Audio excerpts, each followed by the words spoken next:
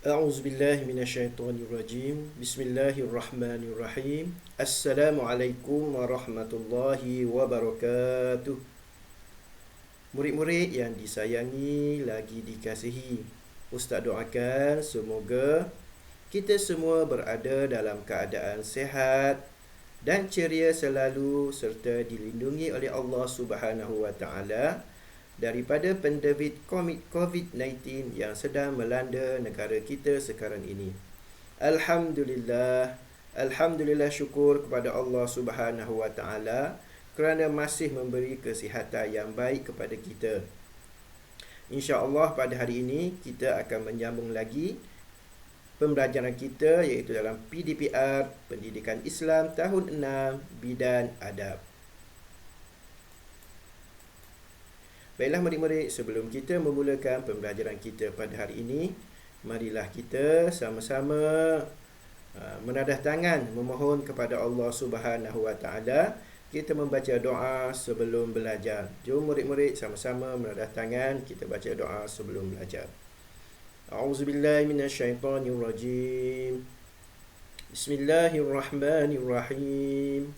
Allahumma aftah alaina حكمتك وانشر علينا من خزائن رحمتك يا أرحم الراحمين. Ya Allah, bukakanlah ke atas kami hikmahmu dan limpahkanlah ke atas kami khazanahmu. Wahai Allah yang maha pemurah lagi maha penyayang. Amin, amin ya rabbal alamin. Mudah-mudahan dengan keberkatan doa yang baru kita baca sebentar tadi menjadi asbab semoga Allah Subhanahu wa taala mempermudahkan segala urusan pembelajaran kita pada hari ini. Baiklah murid-murid, kita lihat slide yang Ustaz paparkan ini. Itu cuba kamu lihat semua. Ini adalah pemandangan air terjun, suasana alam yang sangat ceria yang kita dapat saksikan ini.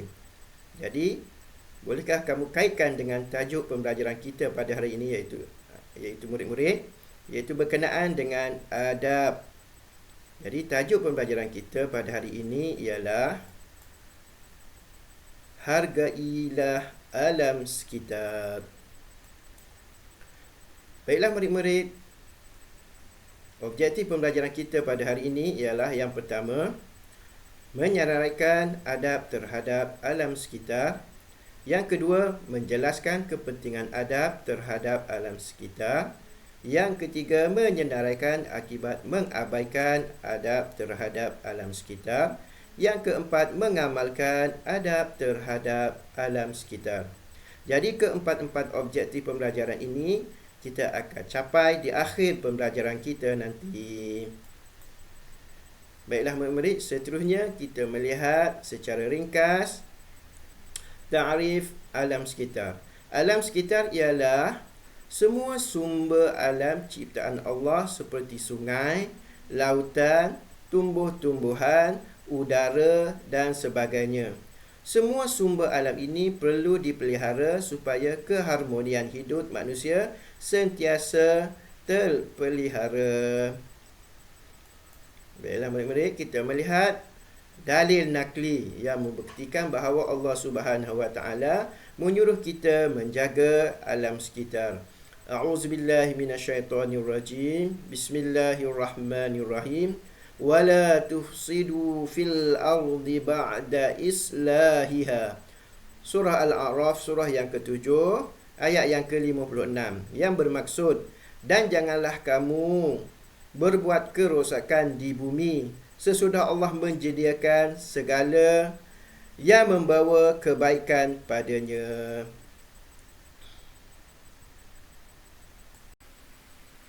Baiklah murid-murid, seterusnya kita melihat adab terhadap alam sekitar. Okey, kita lihat adab yang pertama, mengawal aktiviti pelepasan asap daripada kilang atau kenderaan yang mengandungi bahan kimia berbahaya seperti menggunakan alat kawalan pencemaran udara. Jadi untuk mengawal pelepasan asap daripada kilang atau kenderaan, maka kita mestilah menggunakan alat kawalan pencemaran udara untuk memberi bukti kepada kita bahawa udara yang dilepaskan itu bersih. Yang kedua, menguruskan aktiviti pembuangan sampah, sisa toksik dan pepejal secara sistematik dan terkawal dengan seperti pemungutan sampah dan sisa bahan kimia secara berkala. Baiklah, murid-murid, adab yang ketiga ialah mengawal aktiviti penebangan pokok supaya dilakukan secara terancang dan terkawal. Jadi ketiga-tiga adab ini perlu diamalkan baik pada pengusaha kilang yang melakukan pelepasan asap dan sebagainya, dan begitu juga dengan syarikat-syarikat yang diberi kontrak untuk penebangan pokok.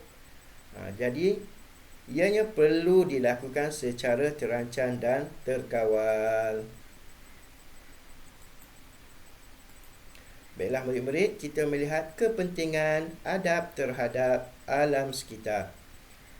Adab terhadap alam sekitar yang pertama, dapat menikmati udara yang segar. Kepentingan adab terhadap alam sekitar yang kedua, menjamin kesejahteraan dan kesihatan. Yang ketiga, keseimbangan alam terpelihara. Yang keempat, meningkatkan sumber pendapatan. Yang kelima, habitat flora dan fauna kekal terpelihara. Jadi, kelima-lima perkara ini kita akan dapat sekiranya kita menjaga adab terhadap alam sekitar. Baiklah murid-murid, seterusnya kita melihat akibat mengabaikan adab terhadap alam sekitar. Apa akibatnya murid-murid? Yang pertama, ketidakstabilan alam. Ketidakstabilan alam. Yang kedua, pencemaran udara. Yang ketiga, pencemaran air. Yang keempat, kepupusan habitat dan hidupan. Yang kelima, pendapatan penduduk terjejas. Dan yang terakhir, yang keenam, hakisan tanah akan berlaku. Jadi, kalau kita tidak mengamalkan adab terhadap alam sekitar ini, perkara-perkara ini akan berlaku dalam kehidupan masyarakat kita. Oleh itu, kita perlulah menjaga adab terhadap alam sekitar. Baiklah murid-murid, sebagai rumusan pembelajaran kita pada hari ini ialah adab terhadap alam sekitar perlu diamalkan supaya kelestarian alam terus terpelihara. Oleh itu, setiap insan bertanggungjawab untuk memelihara alam yang amat berharga ini. Baiklah murid-murid, sekian sahaja perjumpaan kita pada hari ini.